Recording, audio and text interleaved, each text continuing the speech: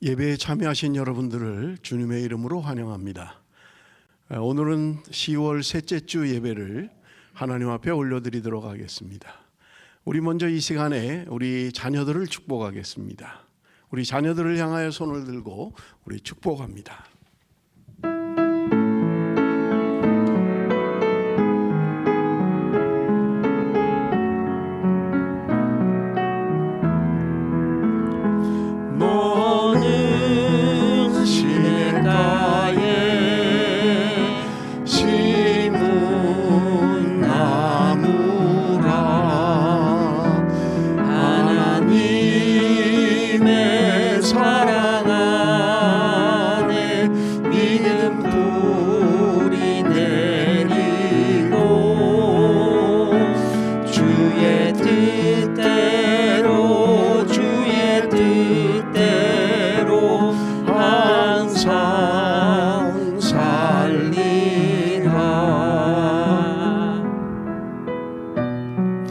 살아계신 아버지 하나님, 이 시간도 주 앞에 나와 머리 숙인 당신의 자녀들을 축복합니다.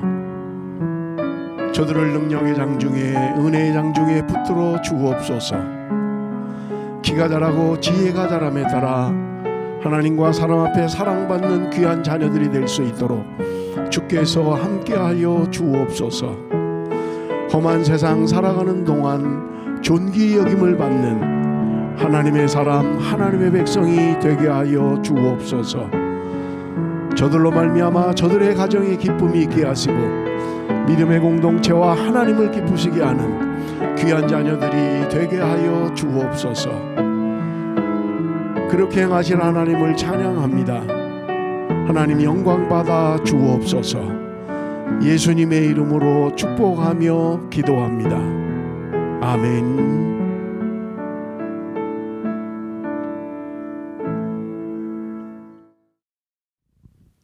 예, 주님께 찬양을 올려드리겠습니다.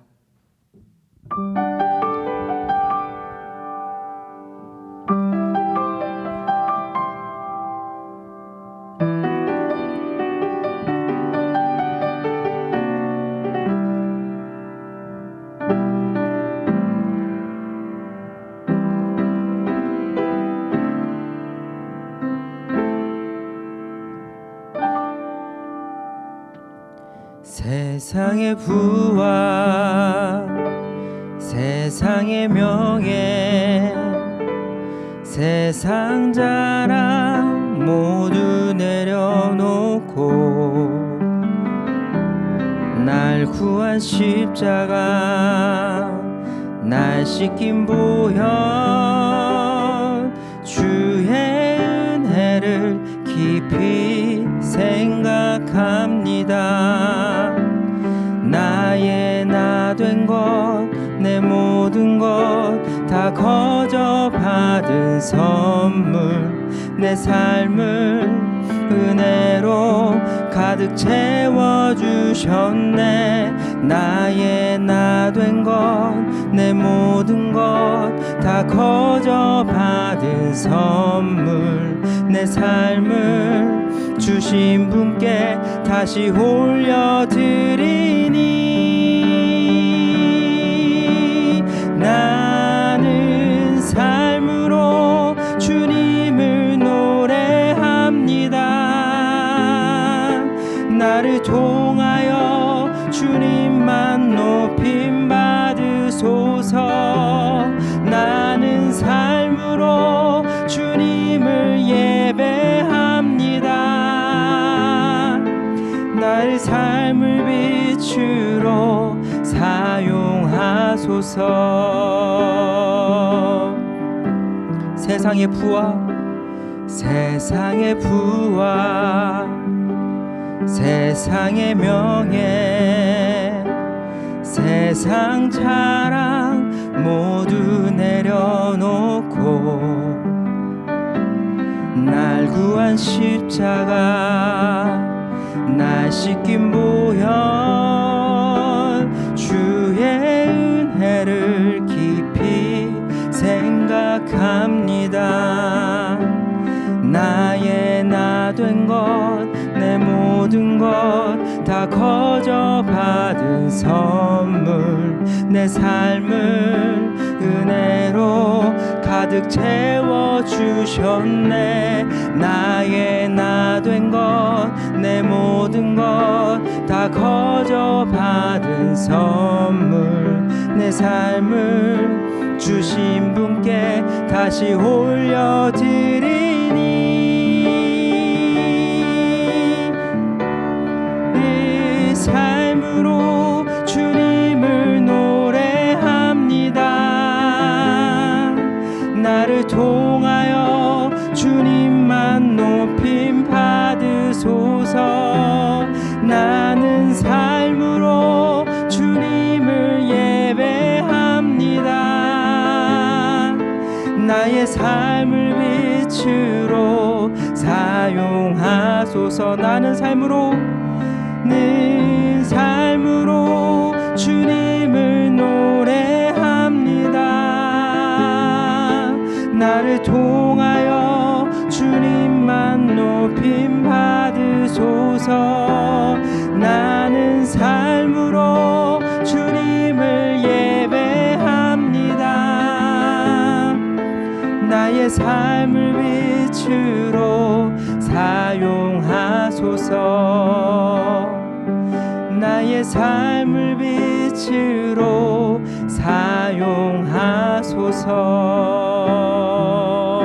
사용하소서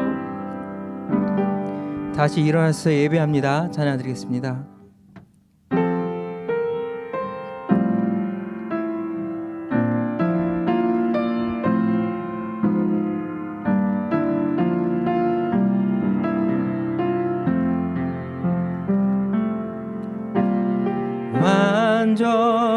완전하신 나의 주 의의 길로 날 인도하소서 행하신 모든 일 주님의 영광 다 경배합니다 완전하신 나의 주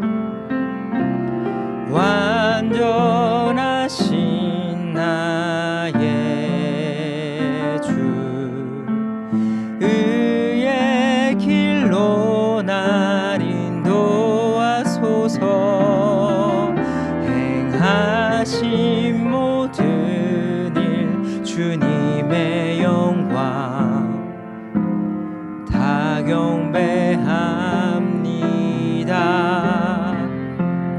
예배합니다 찬양합니다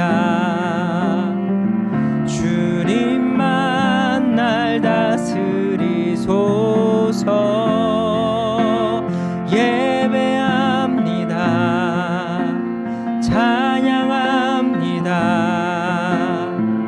주님 홀로 높임 받으소서 예배합니다 예배합니다 찬양합니다 주님만 날 다스리소서 예배합니다 찬양합니다 주님 홀로 높임 받으소서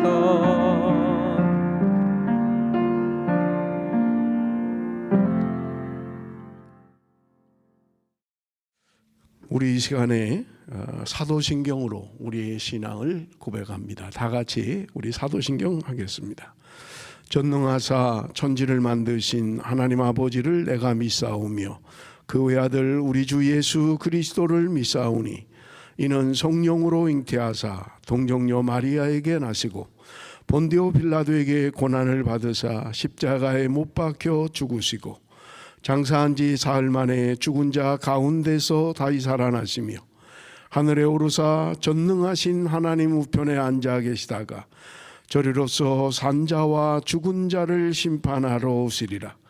성령을 믿사오며 거룩한 공회와 성도가 서로 교통하는 것과 죄를 사하여 주시는 것과 몸이 다시 사는 것과 영원히 사는 것을 믿사옵나이다. 아멘.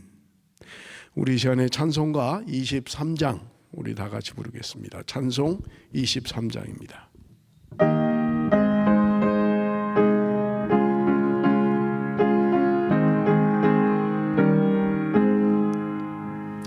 만입이 내게 있으면 그 입 닫아지고 내 구주 주신 종을 늘 찬송하겠네.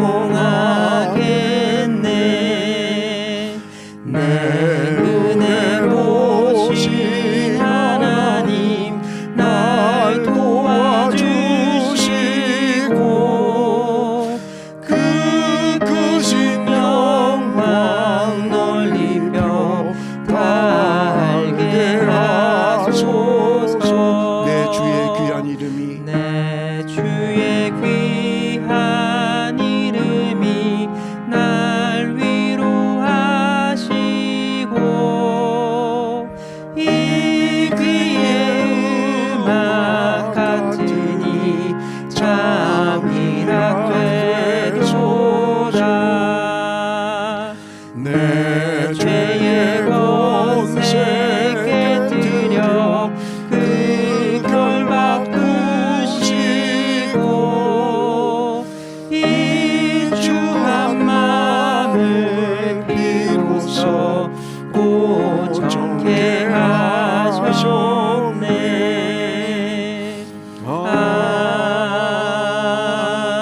아멘. 우리 이 시간에 다 같이 참회의 기도를 드립니다. 여러분 스크린에 있는 참회의 기도를 보시면서 우리 함께 이 시간에 다 같이 참회의 기도를 드립니다. 벌써 10월의 셋째 주를 지나고 있습니다. 세월을 아끼라고 하셨지만 흘러가는 시간 속에 안주하며 나태하게 살아온 지난날의 죄를 회개합니다. 성령으로 충만하라고 하셨지만 성령으로 살지 못하고 육신의 생각과 세상의 쾌락을 따라 살아온 지난날의 죄를 회개합니다. 하나님의 말씀은 나의 삶의 길이요 빛이라고 고백은 하면서도 말씀이 삶의 중심이 되지 못하고 경험과 내 생각에 사로잡혀서 살아온 죄를 회개합니다. 예수 믿고 새로운 피조물이 되었노라고 고백은 하면서도 여전히 안목의 정욕과 이생의 자랑을 따라 살아온 죄를 회개합니다. 내 안에 더러운 죄로 가득한 삶을 살면서도 마치 나는 의인인 것처럼 남을 판단하고 정죄하며 살아온 죄를 회개합니다. 나의 자녀가 잘못된 삶으로 인해서는 마음 아파하면서도 죽어가는 영혼에 대한 부담감은 갖지 않고 살아온 죄를 회개합니다. 세상에 자랑은 했어도 주님을 자랑하지 못했고 세상의 눈이 멀어 영적인 눈을 뜨지 못했고 들어야 할 하나님의 말씀을 듣지 못한 죄를 회개합니다. 주님, 영적인 잠을 자지 않고 깨어서 근신하는 삶을 살게 하소서.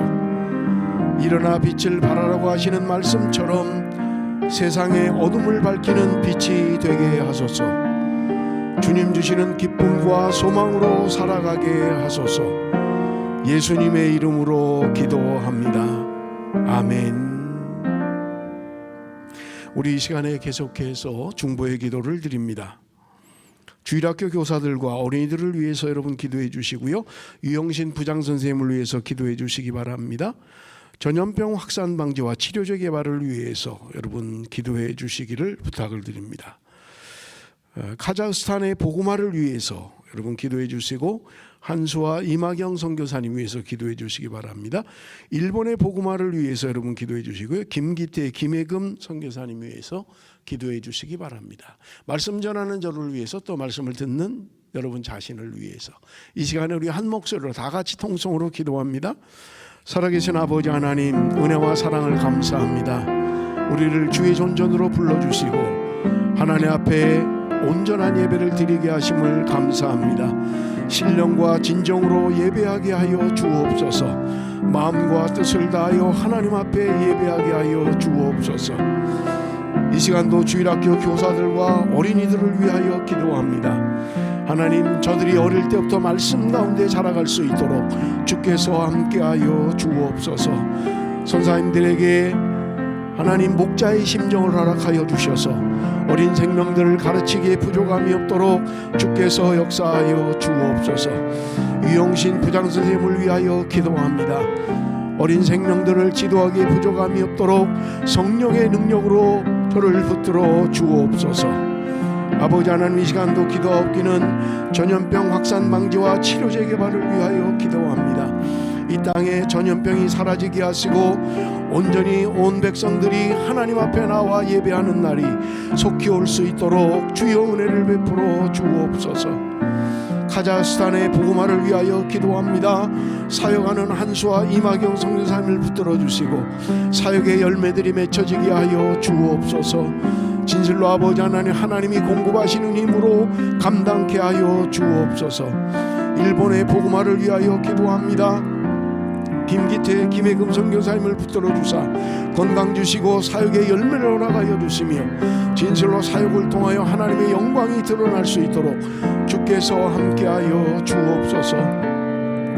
부족한 종을 세우셨사오니 하나님의 말씀을 대언하기에 부족함이 없도록 주께서 역사하시며 말씀을 듣는 사랑하는 성도들에게도 동일한 은혜로 역사하여 주옵소서. 전하는 자나 듣는 자가 함께 은혜 받는 귀한 이 시간이 되게 하여 주옵소서. 그렇게 행하신 하나님을 찬양합니다. 영광 받아 주옵소서. 예수님의 이름으로 기도드리옵나이다. 아멘.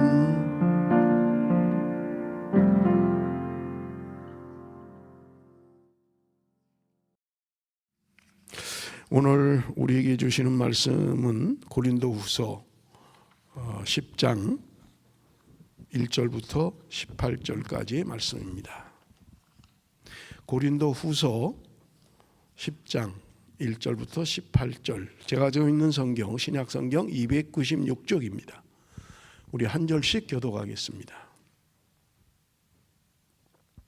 너희를 대면하면 유순하고 떠나 있으면 너희에게 대하여 담대한 나 바울은 이제 그리스도의 은혜와 관용으로 친히 너희를 권하고 또한 우리를 육신에 따라 행하는 자로 여기는 자들에 대하여 내가 담대히 대하는 것 같이 너희와 함께 있을 때에 나로 하여금 이 담대한 태도로 대하지 않게 하기를 구하노라. 우리가 육신으로 행하나 육신에 따라 싸우지 아니하고 우리의 싸우는 무기는 육신에 속한 것이 아니요 오직 어떤 견고한 진도 무너뜨리는 하나님의 능력이라. 모든 이론을 무너뜨리며 하나님 아는 것을 대적하여 높아진 것을 다 무너뜨리고 모든 생각을 사로잡아 그리스도에게 복종하게 하니 너희의 복종이 온전하게 될 때 모든 복종하지 않는 것을 벌하려고 준비하는 중에 있노라.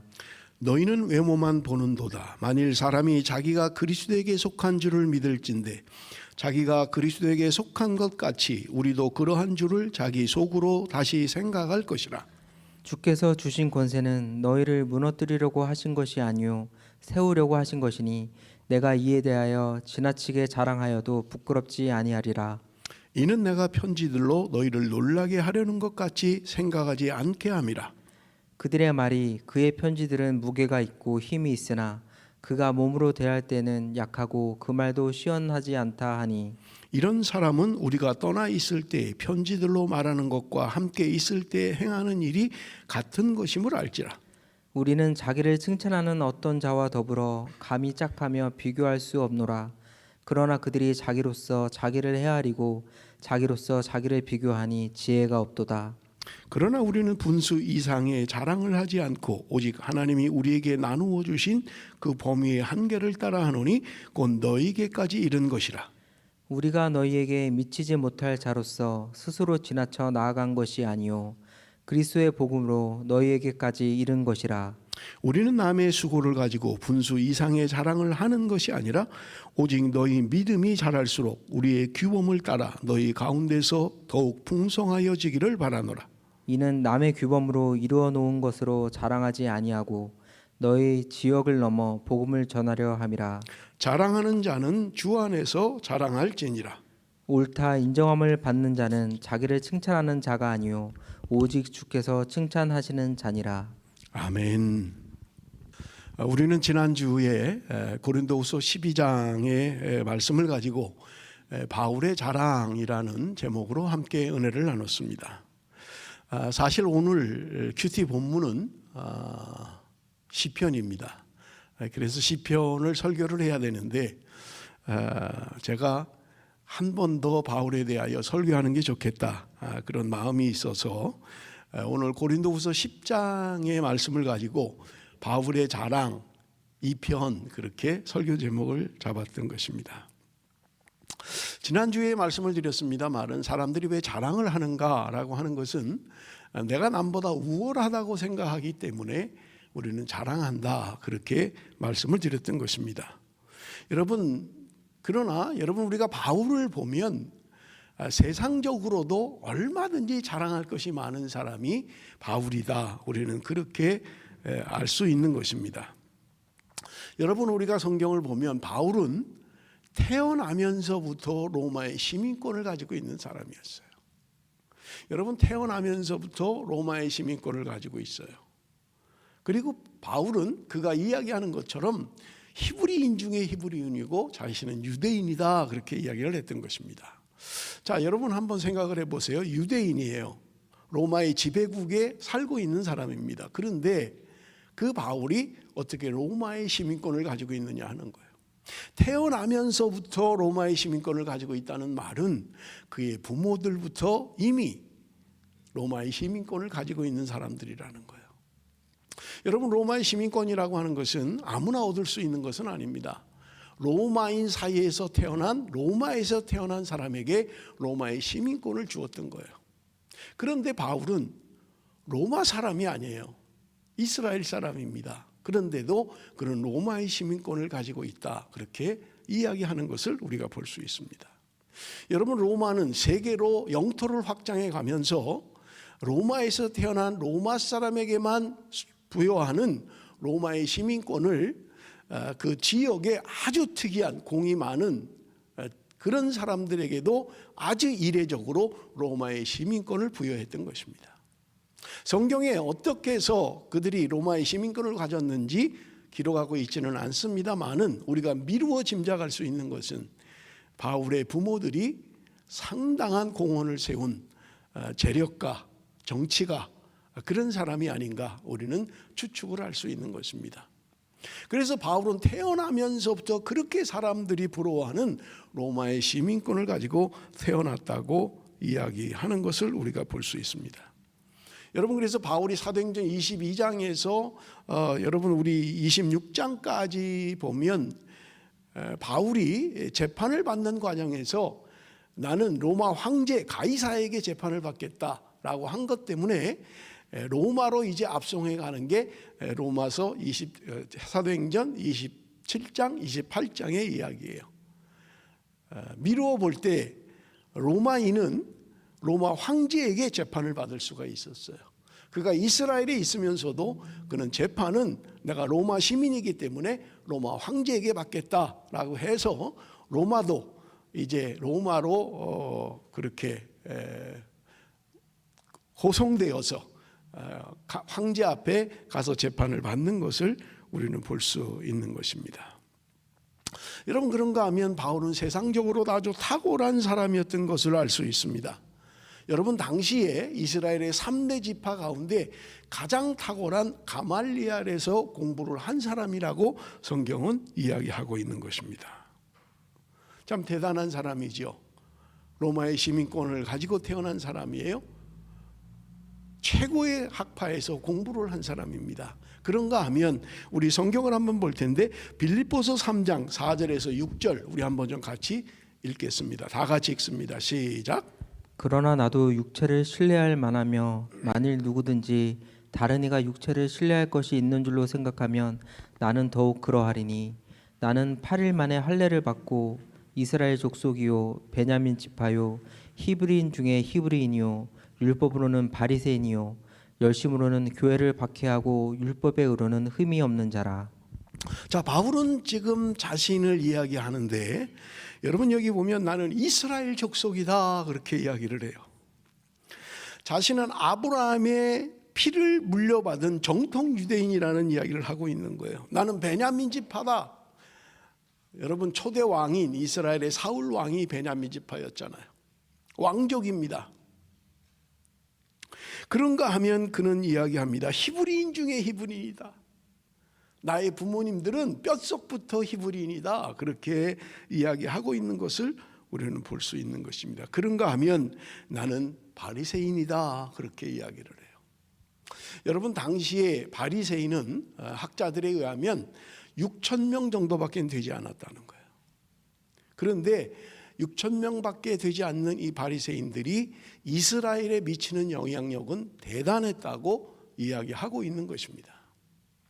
정통 히브리인이에요. 난지 8일 만에 할례를 받았어요. 부모님들이 다 히브리인들입니다. 바울은 그 당시의 사람들에게 자랑할 만한 것이 있는 사람이에요. 세상적으로도 그는 얼마든지 자랑할 만한 것이 있는 사람인 것을 우리가 알 수 있는 것입니다. 지금으로 말하면 아마 이런 거예요. 뭐 나 스카이 대학 나왔어. 나 하버드 대학 나왔어. 나 대단한 사람이야. 나 재력가야. 우리 집안이 명문 집안이야. 아마 그런 것을 자랑할 수 있겠죠.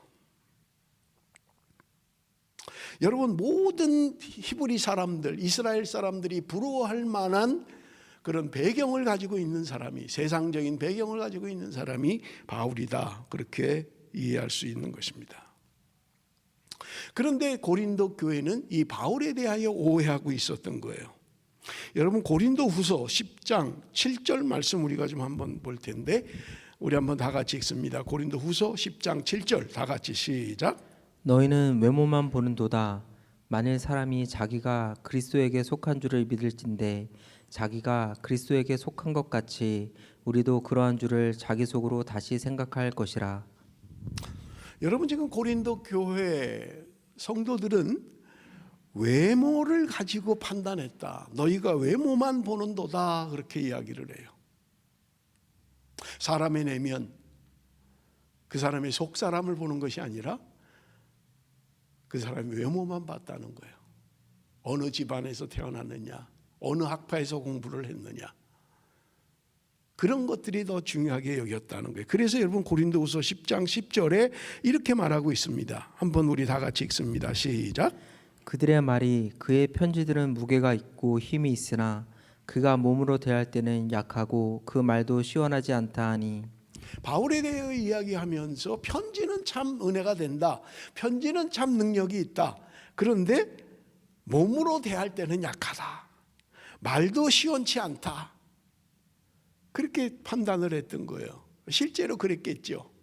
바울은 연약했습니다. 지난주에도 우리가 살폈습니다마는 간지를 앓았는지 심한 안지를 앓았는지 육체의 가시를 가지고 있었던 거예요. 그러니 사람들 볼 때는 참 육체가 약한 사람이다. 그렇게 생각했던 거예요.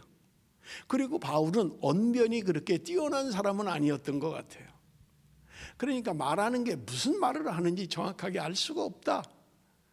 그가 쓰는 편지는 참 좋은데 그가 말하는 거나 그의 몸은 별 볼 일이 없다. 그런 판단을 했다고 이야기하고 있는 것입니다.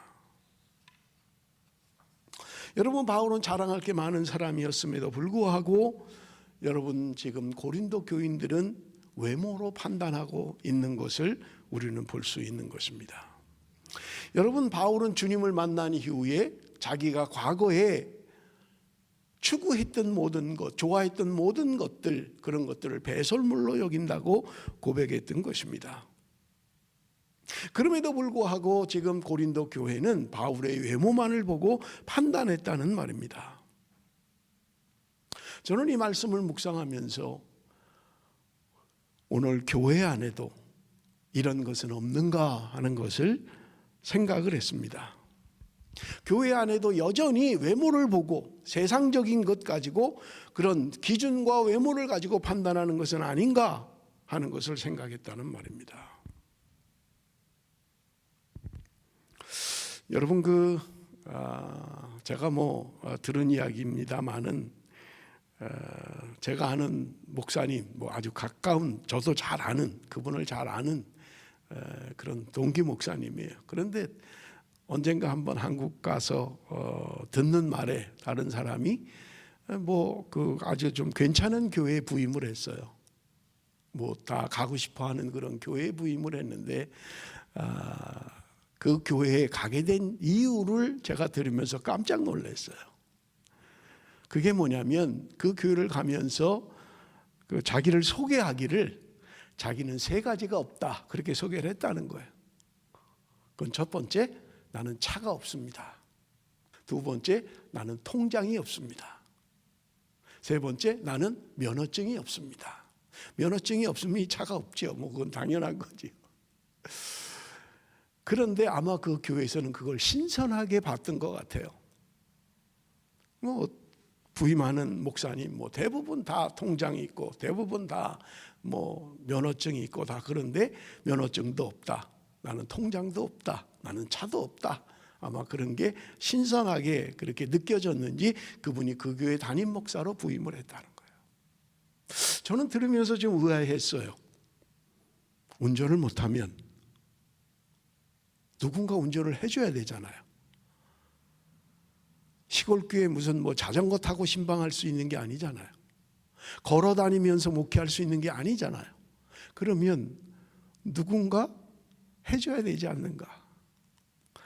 제가 세월이 오래 지나서 한번 한국을 갔더니 그 목사님이 식사 대접을 하겠다고 그래서 만나서 식사를 한 적이 있어요. 그런데 이분이 올 때 보니까 진짜 자기 교회 부목사가 운전을 해서 온 거예요.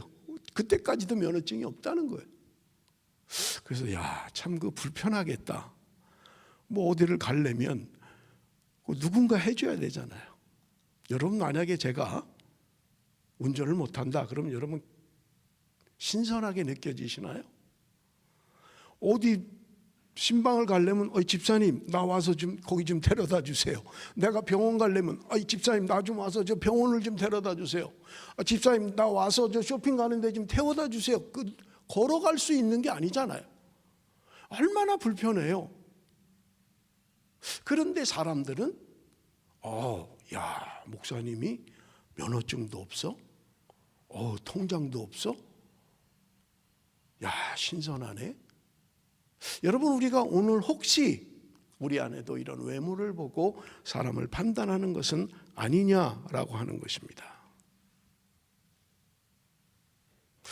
여러분 제가 작년인가 재작년에 인도네시아에 목회자 세미나를 인도하러 갔을 때 우리가 기도하고 하는 함춘환 선교사님이 말랑에 있다가 이제 숨바라는 섬이에요. 인도네시아는 섬이 많죠. 18,000개인가 그렇다고 하니까 숨바 섬에 사역지가 있었던 거예요.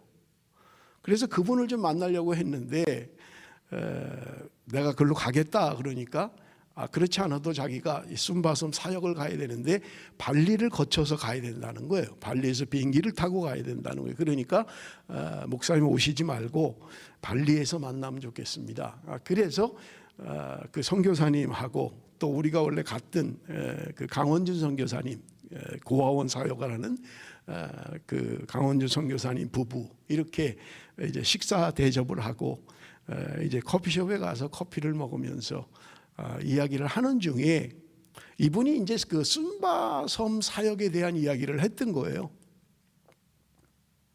거기를 가려면 찻길이 없다는 거예요. 그래서 비행기를 타고 숨바를 가지만 산속으로 차가 가지 않기 때문에 차를 빌려서 차가 갈 수 있는 데까지 가고 그 다음에 4시간을 짐을 전부 다 지고 그렇게 사역지로 가야 된다는 거예요. 전기도 없고 물도 없는 곳이라는 거예요. 그 이제 이런 이야기를 얼마나 힘들까 하는 이야기를 이렇게 하고 있는데 그때 이제 한국에서 같이 이제 조인해서 목회자 세미나를 했던 목사님 부부가 진짜 선교를 하고 있네요. 이런 이야기를 하는 거예요. 근데 저는 들으면서 아차 싶더라고요. 그러면 고아원 사역을 하는 다른 선교사님은 진짜 선교를 하는 게 아닐까? 그렇게 말하는 건가? 여러분 충분히 이해는 돼요. 정말 몸으로 때우고 수고를 하고 먹을 것을 짊어지고 가서 그들을 먹이고 하는 거 충분히 그럴 수 있다라고 생각합니다. 그런데 여러분 우리 한국을 한번 좀 보세요. 한국의 선교사들이 들어왔을 때 여러분 선교사들이 들어와서 병원을 얼마나 많이 세웠습니까?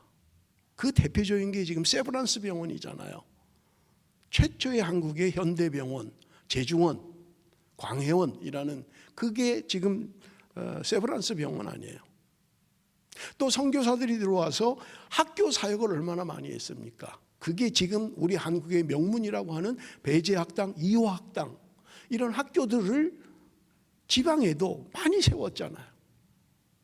그런가 하면 어떤 선교사는 들어와서 교회 개척을 그렇게 주 사역으로 한 사람들도 있었던 거예요. 그런가 하면 어떤 사람들은 노방에 다니면서 전도하고 예수 믿으세요 복음 전했던 그런 사람도 있었던 거예요.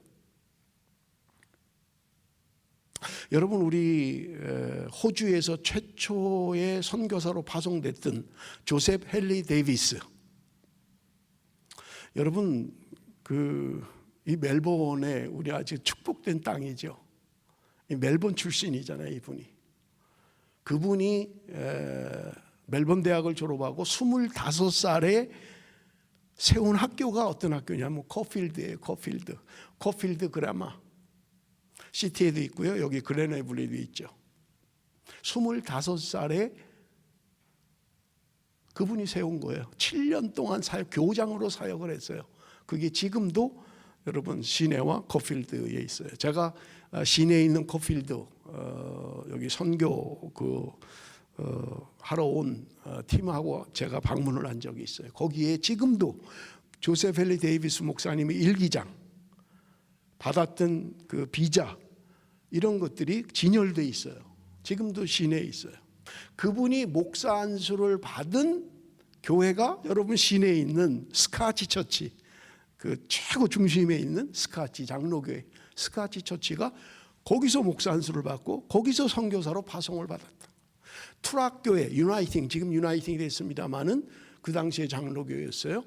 거기서 청년 활동을 한 거예요. 거기 가면 거기에도 이름이 나와요. 그분의 이름이 그 교회에 기록되어 있는 것을 볼 수가 있어요. 선교사들이 와서 어떤 분은 학교를 세웠고 어떤 분은 병원을 세웠고 어떤 분은 교회를 세웠고 어떤 분은 직접 몸으로 뛰면서 전도를 해요. 조셉 헨리 데이비스 목사님이요 32살에 1889년 한국에 10월 2일 날 도착했어요. 부산항에 6개월 살다가 서울로 올라가서 어학 공부를 하고 그 다음에 부산으로 사역지로 내려가면서 전도하면서 갔던 거예요. 걸어서. 그렇게 하는 중에 전염병이 감염이 돼서 부산에 도착했을 때 그가 온 지 183일 만에 사망을 하게 됩니다. 6개월 만에 사망을 했어요. 자, 우리는 그럴 수 있어요. 진짜 막 그 전도하고 막 그 사람들에게 하는 선교사가 진짜 선교지 라고 한다면 와서 학교를 세우고 병원을 세우고 교회를 세웠던 분들은 그럼 가짜 선교사냐? 그렇지 않다는 거예요.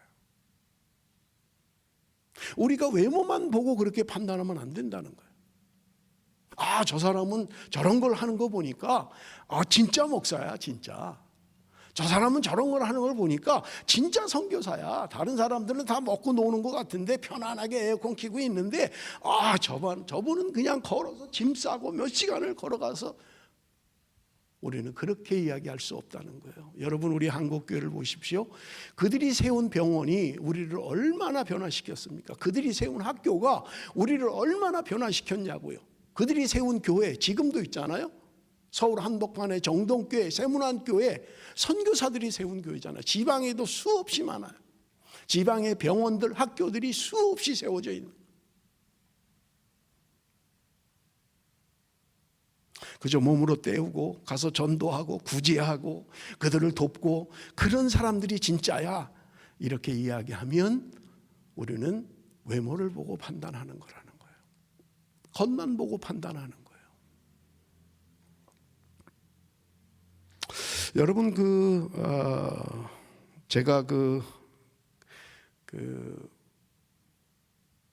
멜번에 개척을 하러 2007년도에 왔을 때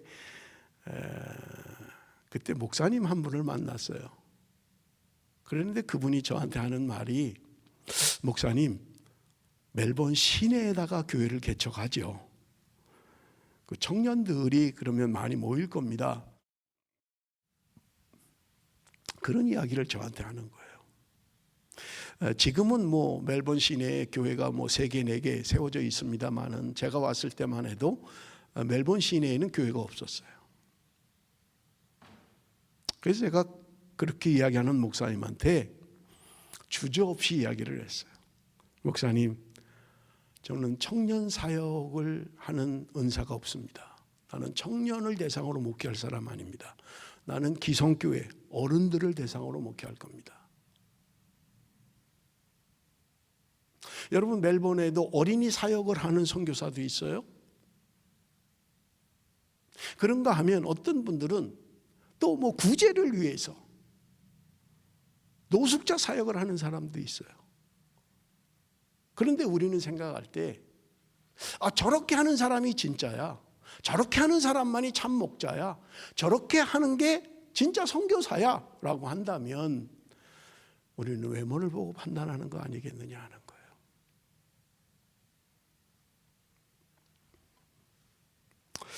저는 말씀을 준비하면서 교회 안에도 뭔가 잘못된 자랑을 하는 것들은 없는지, 교회가 좀 커지면 우리가 이렇게 전도했습니다, 우리는 얼마를 들여서 교회를 세웠습니다, 이런 자랑들을 우리가 하는 것은 아닌가.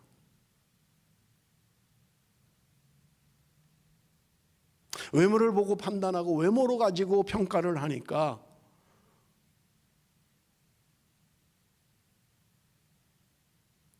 큰 교회를 내가 지어야 돼, 내가 큰 교회를 세워야 돼.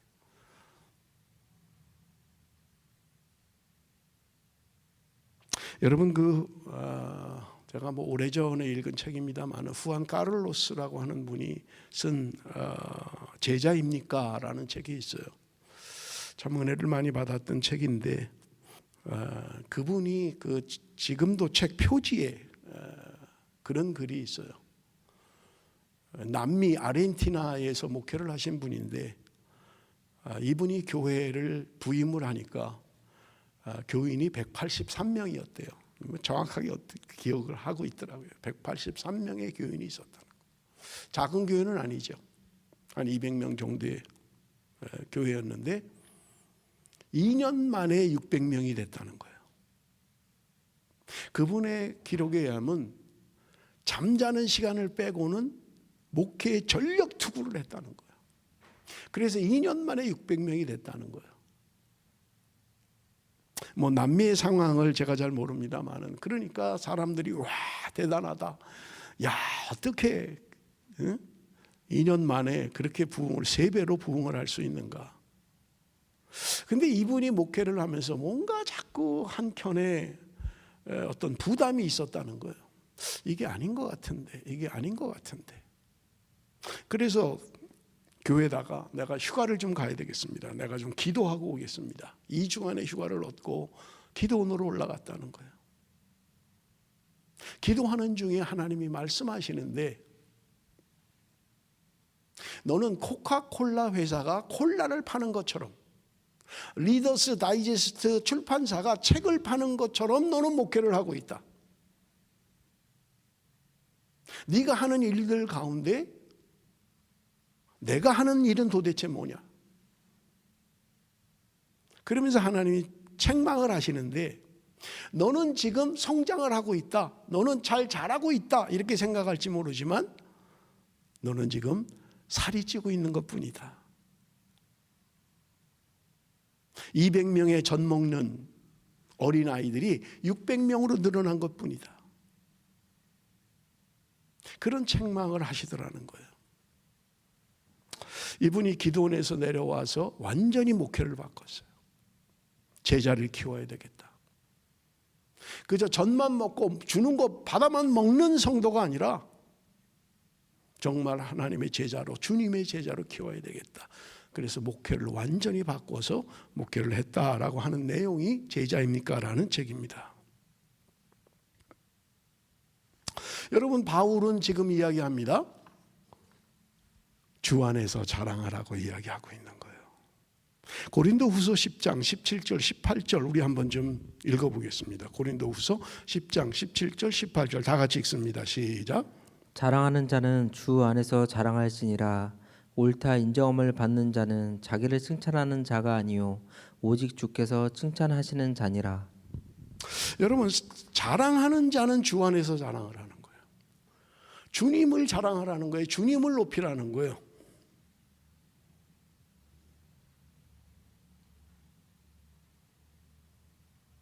사랑하는 성도 여러분, 내가 가지고 있는 능력은 무엇입니까? 내가 할 수 있는 것은 무엇입니까? 정말 그리스도인으로, 주님을 만난 그리스도인으로 거듭난 사람이라면 내 능력이 하나님으로부터 왔다는 것을 고백할 수밖에 없어요. 그래서 내가 할 수 있는 것은 아무것도 없다라고 고백하는 게 정상적인 그리스도인의 고백인 것입니다. 주님이 주신 거예요. 그렇다면 내가 자랑할 게 뭐가 있어요? 주님을 자랑하는 거죠. 지난주에 제가 설교하면서도 말씀을 드렸습니다마는 몽골에서 선교하고 있는 이용규 선교사 대단해요. 서울대학을 졸업하고 하버드 대학 졸업하고 몽골에서 선교하는 사람이에요. 내가 뭔가 할 수 있다고 생각했던 사람이에요. 내가 뭔가를 하면 하나님이 영광을 받으실 거라고 생각했던 거예요. 그런데 그가 은혜를 받고 깨달으면 깨달을수록 그는 마지막에 고백이 내가 뭔가 주의 일을 하겠다 하는 것보다 내가 주의 일에 방해나 되지 않았으면 좋겠습니다 라는 고백이에요. 내가 이렇게 헌신했습니다. 내가 다 이렇게 내려놨습니다. 그래서 내가 이런 업적을 남겼습니다. 내가 이런 선교 사역을 이루었습니다. 그런데 깊이 묵상을 하고 깊이 묵상을 할수록 그는 고백하는 거예요. 내가 주의 일에 방해만 안 됐으면 좋겠습니다. 뭔가를 해서 뭐 하나님이 기뻐하시고 내가 뭔가를 해서 영광이 되고 내가 뭘 해서 업적을 남기고 하는 게 중요한 게 아니라 내가 정말 주의 일에 방해만 안 됐으면 좋겠습니다.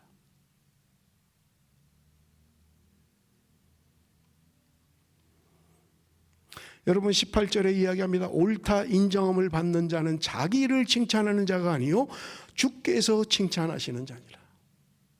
내가 이런 일을 했습니다. 내가 이렇게 대단합니다. 내가 이렇게 탁월합니다. 나를 자랑하는, 자기 스스로 자랑하는 사람이 아니라 주님이 나를 자랑하는 사람이라는 말입니다.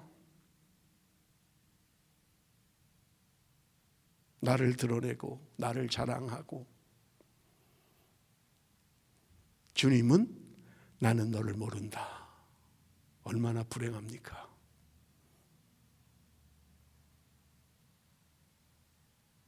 그래서 마태복음에도 이야기하잖아요. 주여 주여 하는 자마다 다 천국에 들어갈 게 아니라는 거예요. 내가 이렇게 말씀 전했습니다. 내가 이렇게 선교사했습니다. 내가 이렇게 능력을 행했습니다. 병을 고쳤습니다. 내가 이렇게 엄청난 사역들을 했습니다. 주님은 말씀하시고 나는 너를 모른다.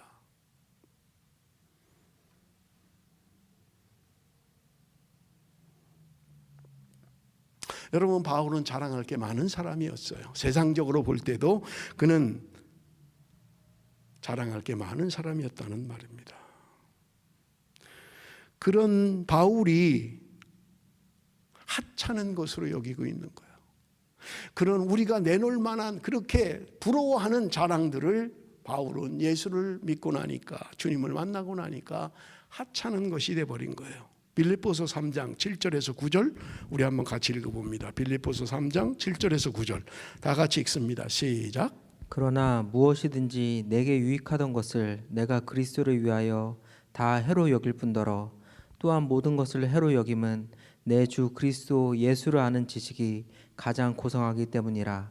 내가 그를 위하여 모든 것을 잃어버리고 배설물로 여김은 그리스도를 얻고 그 안에서 발견되려 함이니 내가 가진 은은 율법에서 난 것이 아니요 오직 그리스도를 믿음으로 말미암은 것이니 곧 믿음으로 하나님께로부터 난 의라.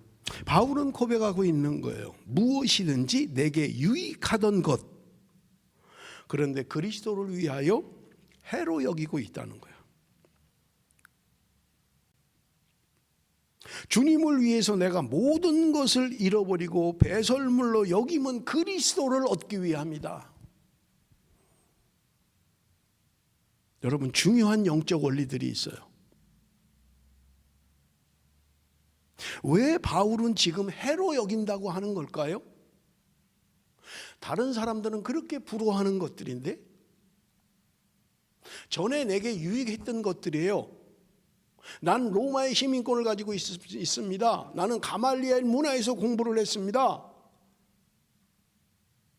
나는 율법에 대한 열심으로 하면 다른 사람들을 잡으러 갈 정도로 대단한 사람이었습니다. 라고 이야기하고 있는 거예요. 근데 그게 왜 해로 여겨야 되는 거예요?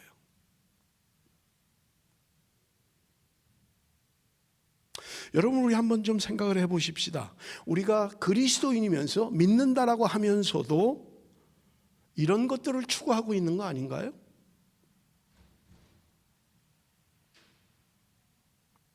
인정받는 것, 좋은 학위를 갖는 것, 사업에 성공하는 것. 왜 바울은 지금 그가 가지고 있는, 우리가 그렇게 부러워하는 것, 그렇게 되기를 소원하는 것들을 해로 여긴다라고 이야기하느냐는 거예요. 그러면서 하는 말이 뭐예요? 내가 내 주 그리스도 예수를 아는 지식이 가장 고상하기 때문이다. 그건 방해가 되는 거라는 거예요. 내가 예수를 아는데 방해가 된다는 거예요. 내가 주님을 알아가는데 내가 가지고 있는 것들이 방해가 된다는 거예요. 그래서 바울은 지금 예수 그리스도를 아는 것이 가장 고상하기 때문에, 그것이 자기의 소원이기 때문에 내가 가지고 있는 모든 것은 배설물로 여기겠다고 이야기하고 있는 것입니다.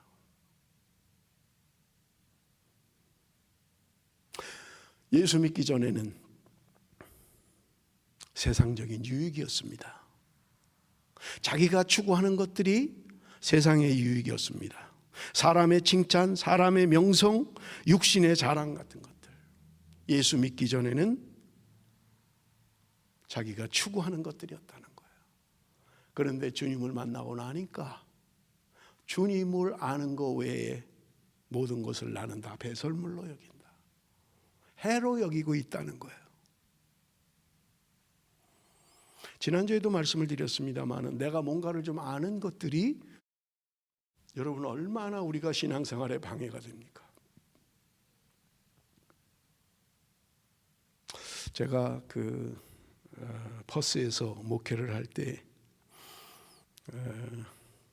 교회를 잘 나오지 않으셨어요. 부인은 교회를 잘 나와서 권사님이셨는데 이분이 아주 한국의 제약회사의 중용으로 계셨던 분이에요.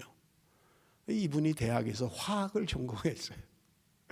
제가 화학과를 나왔다고 해서 뭐 자주 만나서 이렇게 교제하고 교회를 나오시라고 이렇게도 했는데 결국은 안 나오세요.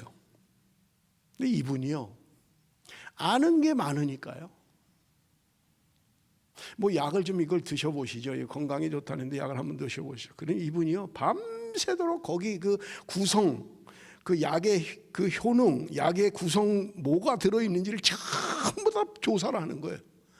그래서 이거는 좋지만 이건 안 좋고 이건 안 좋고 그래서 먹으면 안 돼.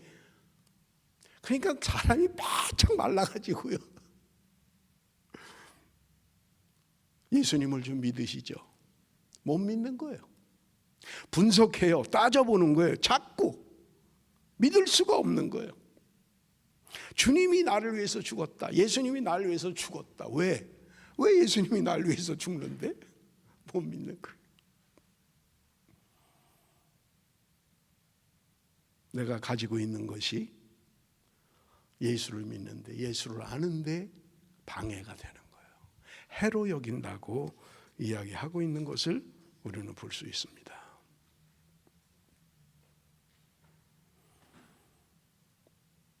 우리 바울의 고백을 다시 보겠습니다. 빌립보서 3장 12절에서 14절. 다 같이 읽습니다. 시작. 내가 이미 얻었다 함도 아니요 온전히 이루었다 함도 아니라 오직 내가 그리스도 예수께 잡힌 바 된 그것을 잡으려고 달려가노라.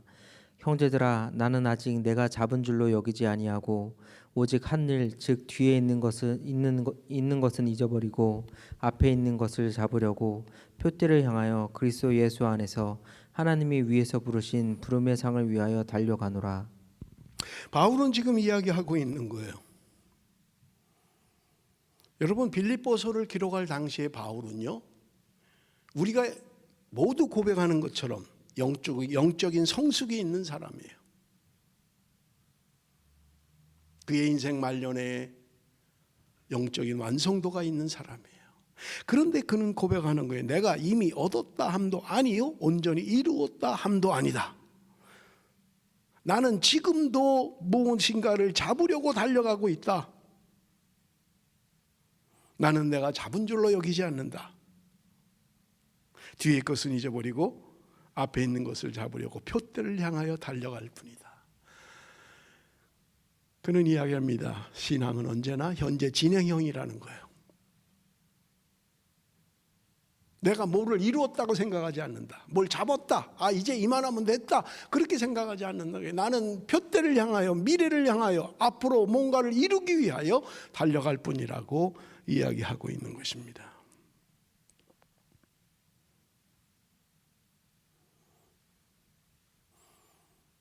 내가 하는 어떤 사역이, 내가 하는 어떤 성공이, 내가 이룬 어떤 업적이 하나님을 기쁘시게 할 것이라고 생각하지 마십시오. 지금 우리는 무엇을 얻었다, 무엇을 잡았다, 그런 신앙이 아니라는 거예요. 표대를 향하여 달려가는 신앙, 그것이 오늘 우리의 신앙이다, 그렇게 이야기합니다. 저는 이번 한 주간 동안 그 묵상한 찬양이 있어요. 여러분, 우리가 함께 불렀습니다마는 His Will이라고 하는 그런 찬양 단체에서 부른 삶으로라는 찬양입니다. 세상의 부와 세상의 명예, 세상 자랑 모두 내려놓고 날 구한 십자가, 날 씻긴 보혈, 주의 은혜를 깊이 생각합니다. 나의 나된 것, 내 모든 것 다 거저받은 선물, 내 삶을 은혜로 가득 채워주셨네. 나의 나된 것, 내 모든 것 다 거저받은 선물, 내 삶을 주신 분께 다시 올려드리니 나는 삶으로 주님을 노래합니다. 나를 통하여 주님만 높임 받으소서.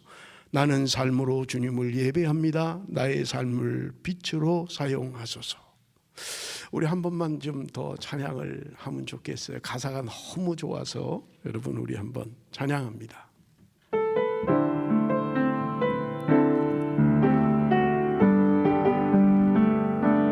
세상의 부와 세상의 명예, 세상 자랑 모두 내려놓고 날 구한 십자가, 날 씻긴 보혈, 주의 은혜를 깊이 생각합니다. 나의 나 된 것, 내 모든 것 다 거저받은 선물, 내 삶을 은혜로 가득 채워주셨네. 나의 나 된 것 내 모든 것 다 거저 받은 선물, 내 삶을 주신 분께 다시 올려드리리. 나는 삶으로 주님을 노래합니다. 나는 삶으로 주님을 노래합니다. 나를 통하여 주님만 높임 받으소서. 나는 삶으로 주님을 예배합니다. 나의 삶을 빛으로 사용하소서. 아멘. 저는 이번 주에 이 찬양을 10번도 더 들은 것 같아요. 가사 가운데 나는 삶으로 주님을 노래합니다. 제가 찬양 가사 가운데 많은 그런 은혜 받는 찬양들이 많이 있죠. 제가 자주 인용합니다마는 이 생명 주님께 바치리, 대단하잖아요. 막 생명을 바칩니다. 내 모든 걸. 근데 이분은 노래하는 거예요. 나는 삶으로 주님을 노래합니다. 우리가 전염병으로 인해서 지금 함께 예배를 드리지 못한 게 벌써 7개월이 돼 가고요. 아이들도 학교를 지난주에 이제 개학을 해서 다닙니다마는 우리가 지금 공히 고백하는 것들은 전에 우리가 알았던 일상, 아무것도 아닌 줄 알았어요. 그런데 그 일상이 얼마나 감사한 일이었고 얼마나 귀한 것인가를 우리가 공히 고백하고 있잖아요. 그렇다면 여러분, 오늘 내가 무엇인가 주를 위하여 어떤 업적, 내 비전, 내 꿈, 무엇인가 그것이 하나님께 영광이 될 거라고만 생각하지 마십시오. 내가 집안에서 아이를 믿음으로 잘 키워가는 것, 내가 남편을 돌보는 것, 내 아내를 돌보는 것, 믿음의 가문을 이어가는 것, 어떤 것보다 소중한 것입니다. 내가 주를 위해서 어떤 업적을 남겨야 되고, 내가 주를 위해서 어떤 내 비전을 이루어가야 되고, 그것만 하나님이 기뻐하시는 게 아니라는 거예요. 내 삶 속에 믿음의 가정을 꾸미고 믿음으로 생활하고 보잘것없다라고 생각하는 그 일들이 하나님은 귀하게 보시는 것입니다. 여러분, 제가 우연히 이 삶으로라는 작사 작곡한 장진숙 씨의 그 새롭게 하소서에 나와서 간증하는 걸 들었어요. 그러면서 다른 곡들도 좀 들었는데요. 광야를 지나며라는 그런 찬양이 있는데 너무 좋더라고요. 요새 사람들이 하는 말로 강추합니다. 한번 좀 들어보세요. 광야를 지나며. 하나님이 나를 이 광야 같은 세상에 왜 나를 광야에 세우셨는지, 나를 왜 이렇게 힘들고 어려운 광야를 지나게 하시는지 지나고 보니까 하나님의 은혜요, 하나님의 뜻이 있더라는 거예요. 말씀을 맺겠습니다. 오늘 나는 무엇을 자랑합니까?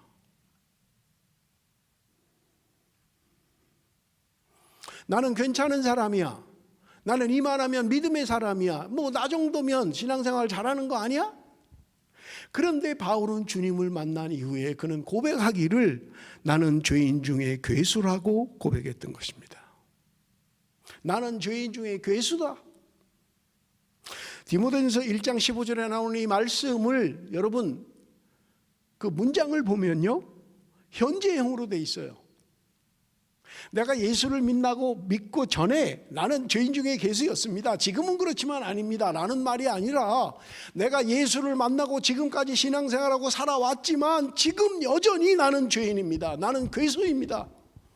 죄인 중에 괴수라고 고백하고 있는 거예요. 내가 예수 믿기 전에 과거에 나는 죄인이었습니다. 그러나 지금은 아닙니다라는 말을 하고 있는 게 아니라는 거예요. 지금 여전히 나는 죄인 중에 괴수라고 이야기하고 있다는 거예요.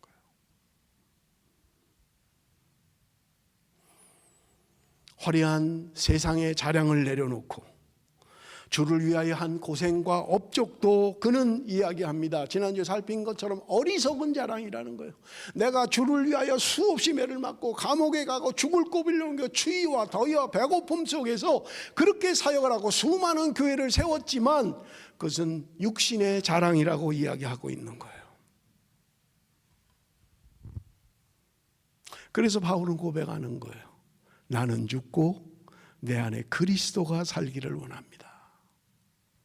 사랑하는 성도 여러분,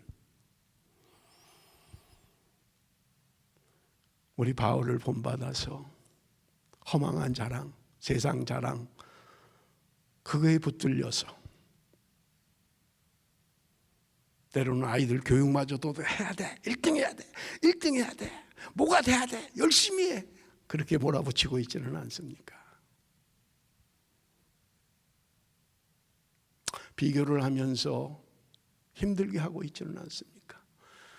다른 남편과 비교를 하고 다른 아내와 비교를 하고 남의 집 자식과 비교를 해서 힘들게 살아가고 있는 것은 아닙니까?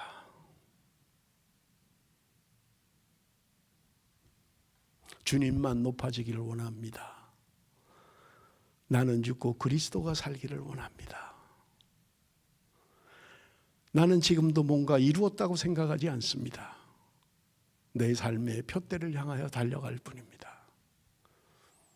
사랑하는 성도 여러분, 내가 속해 있는 가정, 지금 내가 속해 있는 처지들이 감사의 조건입니다.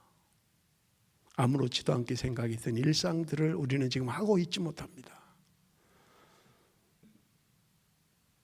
하나님 앞에 감사할 줄 아는 사람, 나를 내려놓을 수 있는 사람, 세상의 부귀, 영화, 명성, 칭찬, 그런 것들이 내 삶의 목표가 아니라 주님, 내가 주의 일에 방해나 되지 않았으면 좋겠습니다. 난 주님만을 알기를 원합니다. 그렇게 살아가는 저와 여러분이 되시기를 바랍니다. 기도하겠습니다. 살아계신 아버지 하나님, 세상의 자랑을 위하여 살았습니다. 주님을 알기보다는 세상을 알기를 원했습니다. 아버지 하나님, 내가 누구인지를 알게 하여 주옵소서. 나의 자랑이 세상적인 것들이 아니라 주님으로 인하여 자랑할 수 있는 하나님의 사람들이 되게 하여 주옵소서. 예수님의 이름으로 기도드리옵나이다. 아멘. 우리 찬송 부릅니다. 453장 우리 찬송 부르시면서 준비한 예물을 하나님 앞에 올려드립니다. 453장 예수도 알기 원하네.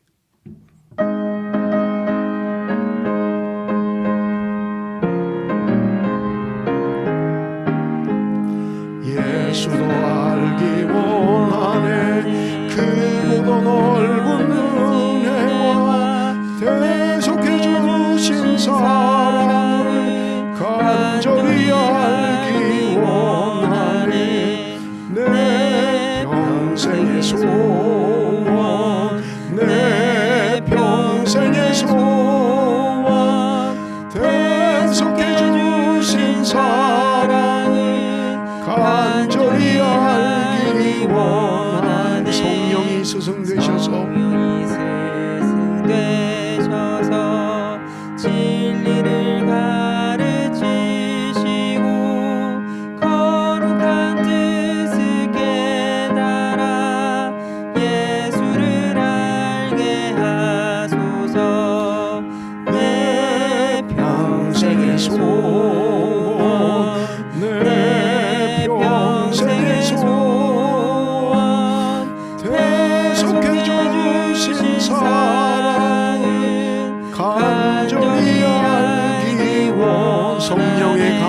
주옵소서. 성령의 감화 받아서 하나님 말씀 배우니 그 말씀 한 절 한 절이 그 말씀 한 절 한 절이 내 맘에 교훈 되도다. 내 평생의 소원 내 평생의 소원 내 평생의 소원 계속해 주신 사랑을 계속해 주신 사랑은 간절히 알기 원하네. 예수가 계신 보좌는 예수가 계신 보좌는 영광에 둘려 있도다. 영광에 둘려 있도다. 평화의 왕이 오시니 평화의 왕이 오시니 그 나라 왕성하도다. 그 나라 왕성하도다. 내 평생의 소원 내 평생의 소원 내 평생의 소원 계속해 주신 사랑은 간절히 알기 원하네. 우리 드린 예물을 634장 부르시면서 봉헌해 드리도록 하겠습니다.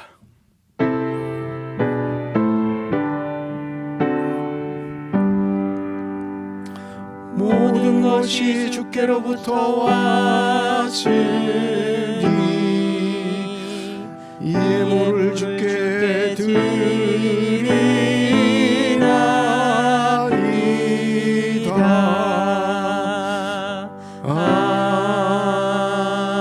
아멘. 살아계신 아버지 하나님, 이 시간도 주의 백성들이 주 앞에 나올 때 빈손으로 나오지 아니하고 귀한 예물 하나님 앞에 드리게 하심을 감사합니다. 열의 하나를 하나님으로서 알고 드립니다. 여러 가지 감사의 조건이 있어서 감사 예물 드립니다. 주일원금과 성경금과 구제원금과 많은 예물을 하나님 앞에 드립니다. 하나님의 예물이 온전히 하나님의 나라 위하여 사용되어지게 하여 주옵소서. 이 시간도 특별히 기도하옵기는 마음은 원이로되 물질이 없어서 드리지 못하는 손길마다 하나님 앞에 마음껏 바치고도 풍성한 삶을 누릴 수 있도록 은혜 베풀어 주옵소서. 예수님의 이름으로 기도드리옵나이다. 아멘. 여러분 보내드린 카톡을 통해서 우리 주보를 참조해 주시기 바랍니다. 우리 계속해서 기도하고 있습니다만은 이제 대학 입학 시험이 이번 주부터 시작이 됩니다. 여러분 우리 피지원 자매가 10월 23일 이제 시험을 치르게 됩니다. 금요일인가요? 금요일부터 이제 시험을 치르게 됩니다. 그리고 11월 10일부터 이원준 학생이 시험을 시작을 하고요. 이미애나 11월 13일부터 시험을 시작하게 됩니다. 여러분 위해서 기도해 주시고 그들이 공부한 것들 좋은 결과를 얻을 수 있도록 여러분 위해서 기도해 주시기를 부탁을 드립니다. 여러분 이 시간에 우리 다 같이 자리에서 일어나서 우리 축복송 부르고 축도함으로 예배를 마치겠습니다.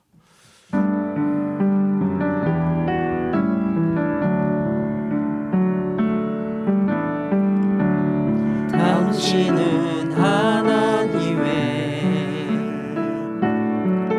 언약 안에 있는 축복의 통로.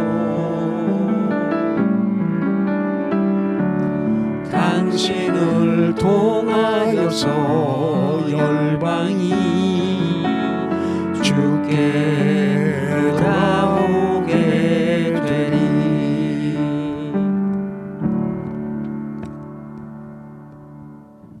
이제는 우리 주 예수 그리스도의 은혜와 하나님 아버지의 극진하신 사랑과 성령의 위로하심과 교통하심과 역사하심이 말씀을 듣고 말씀대로 살기로 결심하는 사랑하는 성도들 머리머리 위에 지금부터 영원토록 함께 계실지어다.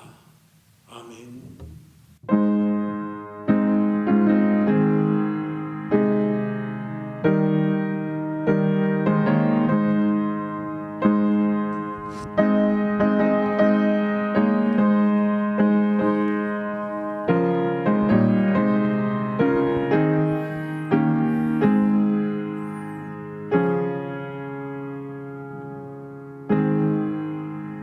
예배를 마쳤습니다. 여러분 한 주간 동안도 건강하게 생활하시기 부탁드립니다.